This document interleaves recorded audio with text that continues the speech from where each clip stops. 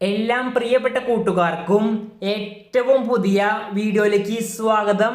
SSLC result ഡേറ്റുമായി ബന്ധപ്പെട്ട് വളരെ പ്രധാനപ്പെട്ട അപ്ഡേറ്റ് ആണ് ഈ വീഡിയോയിലൂടെ നിങ്ങളുമായി പങ്കുവയ്ക്കാൻ പോകുന്നത്.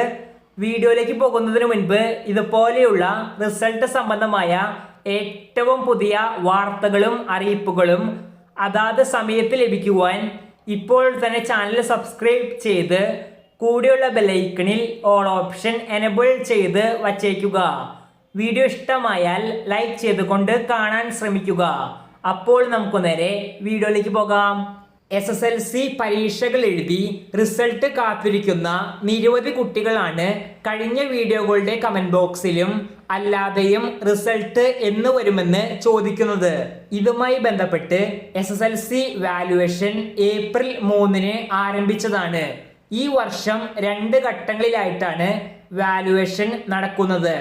അതിൽ ഒന്നാമത്തെ ഘട്ടം കഴിഞ്ഞ വെള്ളിയാഴ്ചത്തോടെ തന്നെ പൂർത്തിയായതാണ്. ഇപ്പോൾ വാല്യുവേഷൻ രണ്ടാമത്തെ ഘട്ടമാണ് മുന്നോട്ട് പോകുന്നത്. അതും അവസാന ഘട്ടത്തിലേക്ക് എത്തിക്കൊണ്ടിരിക്കുകയാണ്. അടുത്ത ആഴ്ചത്തോടെ തന്നെ വാല്യുവേഷൻ അവസാനിപ്പിക്കാൻ സാധിക്കുമെന്നാണ് ഇപ്പോഴത്തെ കണക്കുകൂട്ടൽ. തുടർന്ന് ടാബുലേഷനും മറ്റു പ്രവർത്തനങ്ങൾക്ക് ശേഷം മെയ് 15 മുൻപായി റിസൾട്ട് പ്രഖ്യാപിക്കാൻ സാധിക്കുമെന്നാണ് ഇപ്പോൾ വിദ്യാഭ്യാസ വകുപ്പിൽ നിന്ന് ലഭിക്കുന്ന ഏറ്റവും പുതിയ സൂചന.